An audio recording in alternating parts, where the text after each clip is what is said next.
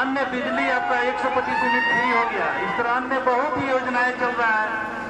इस सब योजनाओं का लाभ उठाना है, आगे बढ़ना है। तो हम सभी साथी एनडीए के पक्ष में वोट करें और विकास की गति को और तेज करें। धन्यवाद। जय एनडीए, जय हिंद। हम सबके बीच उत्तर प्रदेश के यशस्वी उप